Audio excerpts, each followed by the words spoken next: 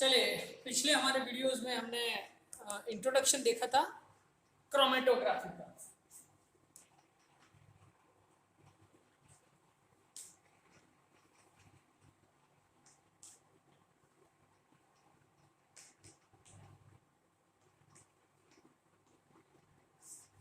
हिंदी में जिसको कहते हैं वर्ण लेखन। दरअसल शुरुआत में जब इस प्रक्रिया की खोज हुई तो पिगमेंट्स जो होते हैं, नेचुरल पिगमेंट्स, उनको अलग करने के लिए इस टेक्निक्स का प्रयोग किया जाता था।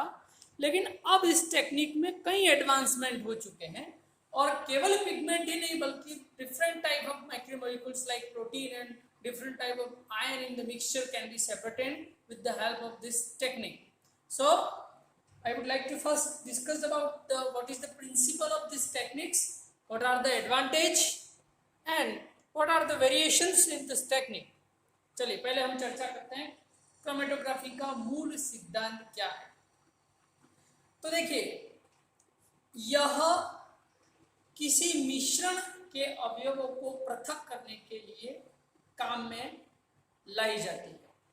अब ये मिश्रण जो है वो एक या तो सॉल्वेंट के रूप में होते हैं. मैं यहाँ पर दो शब्द लिख रहा हूं. एक होता है स्टेशनरी फेज, आप इसको समझना.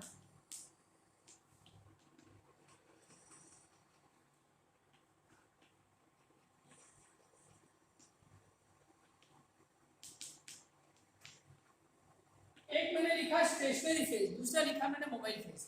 तो इस विधि का आधार यह है कि जो भी मिक्सचर आपको सेपरेट करना है, सर्वप्रथम आपको उसको डिसॉल्व करना होगा किसी सॉल्वेंट में. वो सॉल्वेंट एक लिक्विड भी हो सकती है, गैस भी हो सकता है, वाटर भी हो सकता है. अब इस विधि का जो सिद्धांत है वो ये है कि आपने मिक्सचर को किसी सॉल्वेंट में डिसॉल्व कर दिया, उसके पश्चात आप किसी और फेज से उसको गुजारोगे जो कि कहलाएगी स्टेशनरी फेज. अब ये स्टेशनरी फेज या स्थिर अवस्था जो है वो एक प्लेन पेपर भी हो सकता है, वो एक प्लेट भी हो सकती है, वो एक ट्यूब भी हो सकती है, वो एक बड़ा कॉलम भी हो सकता है. उसके आधार पर इसके नाम हो जाएंगे, कॉलम क्रोमेटोग्राफी, पेपर क्रोमेटोग्राफी, इस तरह से. तो ये स्थिर अवस्था है. अब इसमें से जब आपका सॉल्वेंट होके गुजरेगा जिसमें आपके वो मिक्सचर है, वो मोबाइल फेज है क्योंकि उसका नेचर जो है या तो लिक्विड है वो गैस है. तो उस सॉल्वेंट के अंदर अलग अलग कंपोनेंट है. वो स्थिर अवस्था के अंदर कुछ तो तेज गति से आगे बढ़ेंगे, कुछ धीमी गति से आगे बढ़ेंगे. मतलब यह है कि जब कोई गतिशील अवस्था के सब्सटेंसेस किसी स्थिर अवस्था में से होके जाते हैं तो उनके गति की दर अलग अलग होती है. इसके आधार पर वो अलग अलग आइडेंटिफाई या वेरीफाई कर लिए जाते हैं. यही क्रोमेटोग्राफी का सिद्धांत है. तो हम एक सिंपल एग्जांपल से समझेंगे जिसकी सहायता से पिगमेंट को अलग किया जाता है, और इस टेक्निक का नाम है पेपर क्रोमेटोग्राफी. इससे आपको क्लियर कंसेप्ट हो जाएगा.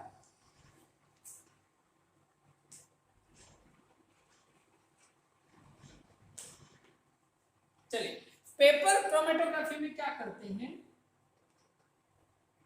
एक बीकर है, उसमें हम सॉल्वेंट कर देंगे और क्रोमेटोग्राफिक जो पेपर है, सिंपल पेपर, उसको इस पर लोड कर देंगे. यहां पर इसके एक पॉइंट होता है जिसमें हम अपना सॉल्वेंट रख सकते हैं. ये तो एक लिक्विड मीडियम है ताकि हमारा जो कंपोनेंट है वो उसके साथ ऊपर गति कर सके. अभी देखेंगे, सपोज आपको क्लोरोफिल पिगमेंट अलग कर रहे हैं तो आपको लीफ का अच्छी तरह से पेस्ट बना के उसका सैंपल बनाना है और उस सैंपल को यहाँ से हल्का लोड कर देना है. अब इस सैंपल में क्योंकि लीफ से एक्सट्रैक्ट हुआ है तो क्लोरोफिल ए बी कुछ भी अलग अलग हो सकते हैं. अब क्योंकि ये पेपर इस वाटर के संपर्क में आएगा, सॉल्यूशन के संपर्क में आएगा, तो कैपिलरी एक्शन के कारण ये जो लिक्विड है वो पेपर के ऊपर की ओर गति करने लगेगा, क्योंकि इसमें सेल्यूलोज है और सेल्यूलोज यानी सेल्यूलोज और प्लांट ये वाटर इन दोनों की एफिनिटी होती है, तो कैपिलरी रिएक्शन के कारण पूरा कागज भीग जाता है।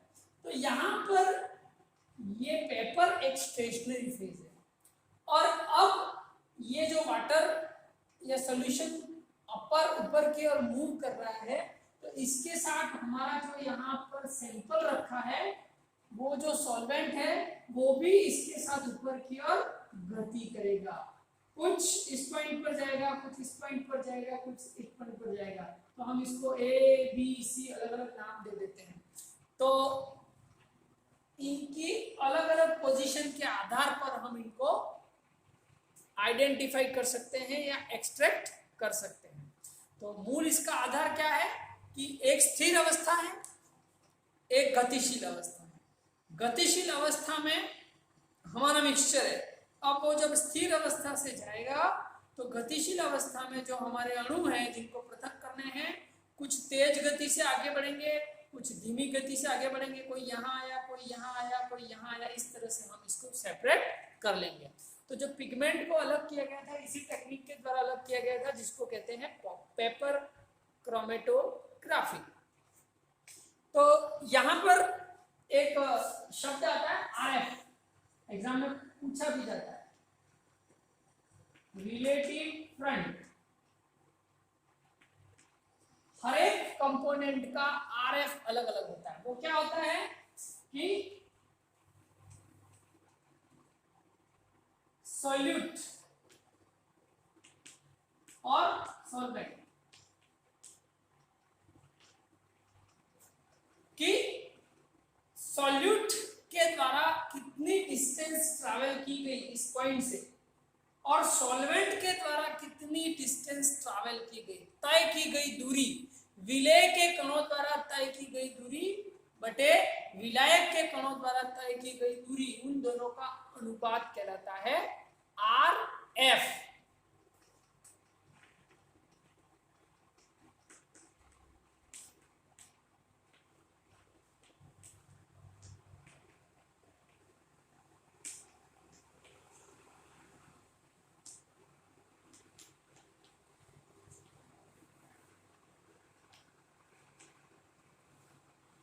विलेय के कणों द्वारा तय की गई दूरी बटे स्वयं विलायक के कणों द्वारा तय की गई दूरी, और दूरी कहां, यहां पर इस बिंदु से यहां, यानी एक गतिशील अवस्था में, गतिशील अवस्था एक स्थिर अवस्था में जो उसके कंपोनेंट को आगे ले जाती है, तो प्रत्येक का जो रिलेटिव मूवमेंट अलग अलग होता है।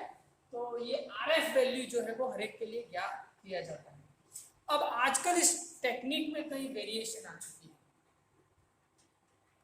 स्टेशनरी फेज और मोबाइल फेज।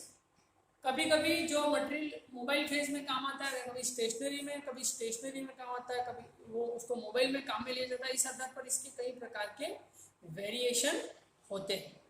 तो हम कुछ वेरिएशन के आधार पर चर्चा करेंगे। दूसरा, स्टेशनरी फेज क्या है, पेपर भी हो सकता है, ट्यूब भी हो सकती है, कॉलम भी हो सकता है, कॉलम के अंदर जो मटेरियल काम में ले सकते हैं वो भी अलग अलग तरह के हो सकते हैं, कोई आयन हो सकता है या कोई बड़े कण बीज हो सकते हैं। इस आधार पर इसके कुछ वेरिएशन है, तो उसके बारे में हम चर्चा करेंगे। तो सबसे पहले हम एक इम्पॉर्टेंट टेक्निक की बात कर रहे हैं जिसका नाम है जेल फिल्ट्रेशन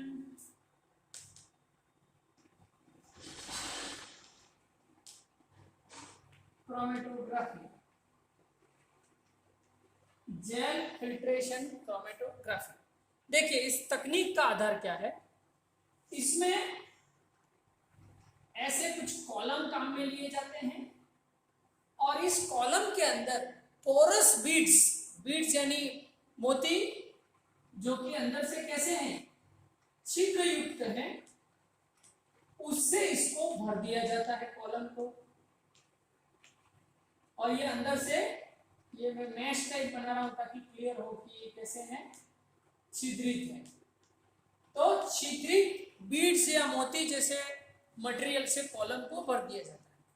अब ये बीड्स किसी के भी बने हो सकते हैं, जैसे डेक्स्ट्रॉन के हो सकते हैं, एग्रोस के हो सकते हैं, या पॉलीएक्रिलेमाइड के हो सकते हैं। अलग अलग कंपाउंड के ये बीड्स बनाए जाते हैं जिसके अंदर छेद होते हैं। अब मान लो हमें कुछ मिक्सचर है जिसको सेपरेट करना है, जिसमें मॉलिक्यूल की साइज और शेप अलग अलग है, कुछ छोटे कण है, कुछ बड़े कण है। तो हम सबसे पहले सैंपल को यहाँ पर लोड कर देंगे। तो आप देख सकते हैं ये कुछ बड़े अणु हैं, कुछ छोटे अणु हैं, इस तरह से।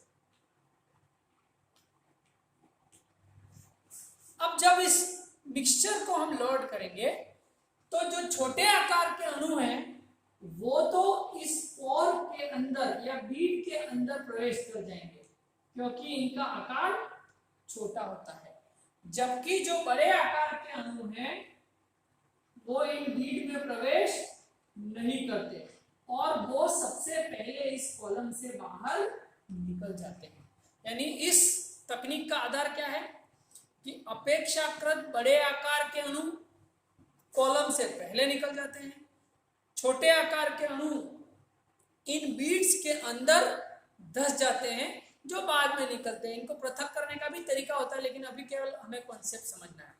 सो the relative size of the and shape of the molecule is the basis of separation of this mixture। और उसके लिए क्योंकि यहाँ पर हम इन जेल से बनी हुई बीड्स का उपयोग करते हैं, इनसे होकर छानते हैं, इसीलिए इस टेक्निक को कहते हैं जेल फिल्ट्रेशन क्रोमेटोग्राफी। और आजकल तो प्रोटीन मॉलिक्यूल, जो प्रोटीन अलग अलग साइज के होते हैं मॉलिक्यूल, उनको सेपरेट करने के लिए इसका उपयोग किया जाता है। और इस तकनीक से उनका मॉलिक्यूलर मास भी ज्ञात किया जा सकता है। सपोज VE, हम उस आयतन की बात करते हैं जो यहाँ पर प्रोटीन के अणु का वह आयतन जो कि बाहर निकला है, इल्यूशन हुआ है, और VO वह आयतन है जो अभी भी खाली है। तो VE अपॉन V0 उसका आप लॉग से 10 से ग्राफ बनाओ, तो जो ग्राफ है उससे मॉलिक्यूलर वेट ज्ञात किया जा सकता है। अब ये बड़ी क्लासों में आएगा, लेकिन सरल शब्दों में ये कहें कि किसी कॉलम से अणुओं का कितना आयतन बाहर निकलता है, कितना रह जाता है, उसको ग्राफिक प्लॉट पर आरेखित करने से हम उसकी आणविक जो भार है, मॉलिक्यूलर वेट है, उसको भी ज्ञात कर सकते हैं। ये टेक्निक कहलाती है जेल फिल्ट्रेशन क्रोमेटोग्राफी। चलिए अब हम एक दूसरे टेक्निक की बात करते हैं।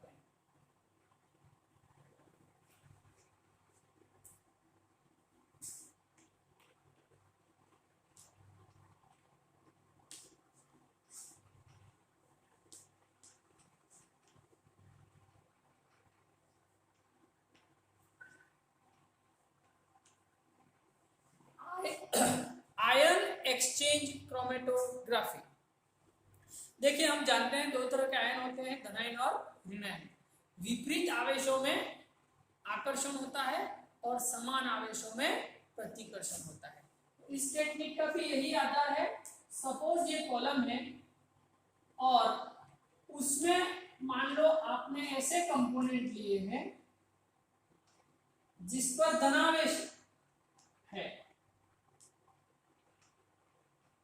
सपोज ऐसे बीड्स लिए जिस पर धनावेश है, और यदि हम यहां से मिक्सचर को लोड करते हैं तो सीधी सी बात है कि ऐसे चार्ज पार्टिकल जिस पर ऋणावेश है वो तो इससे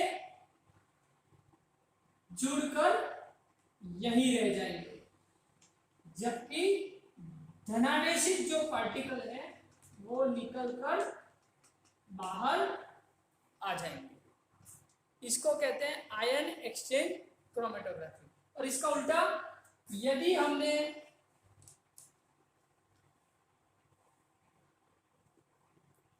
ऐसे पार्टिकल काम में लिए हैं जिस पर ऋणावेश है और यहां पर हमने सैंपल लोड किया है, तो जो धनावेशित पार्टिकल है वो तो यहाँ पर ट्रैप होके रह जाएंगे, जबकि जो नेगेटिव चार्ज मॉलिक्यूल है वो इस कॉलम से बाहर आ जाएंगे। तो इसको कहते हैं आयन एक्सचेंज क्रोमेटोग्राफी। तो डिपेंड करता है हमें किस तरह का आयन जो है वो एक्सट्रैक्ट करना है। तो जैसे एक एग्जांपल है DEAE सेल्यूलोज, ये एक पॉजिटिवली चार्ज पार्टिकल है ना। इसी तरह से एक होता है CM सेल्यूलोज, ये एक नेगेटिवली चार्ज मटेरियल है। जैसे ये पॉजिटिवली चार्ज है तो नेगेटिव चार्ज पार्टिकल को रोक लेगा, ये नेगेटिव चार्ज है तो पॉजिटिव चार्ज पार्टिकल को रोक लेगा। इस आधार पर इस टेक्निक के दो नाम हैं, एनियन एक्सचेंज क्रोमेटोग्राफी, ये एनियन एक्सचेंज क्रोमेटोग्राफी में यूज किया जाता है, और ये कैटायन एक्सचेंज क्रोमेटोग्राफी, क्योंकि ये पॉजिटिव है नेगेटिव को रोक लेगा, ये नेगेटिव है पॉजिटिव को रोक लेगा। तो ये कुछ वेरिएशन है जिसको कहते हैं आयन एक्सचेंज क्रोमेटोग्राफी। इसके अलावा एक और टेक्निक है एफिनिटी क्रोमेटोग्राफी, जिसमें दो मॉलिक्यूल्स की एफिनिटी के आधार पर सेपरेशन किया जाता है। जैसे हम जानते हैं हार्मोन जो है रिसेप्टर से जुड़ता है, एंजाइम इनहिबिटर से जुड़ता है, इसके अलावा बहुत सारे मॉलिक्यूल्स हैं जिनसे एंजाइम से लिगेंड जुड़ते हैं।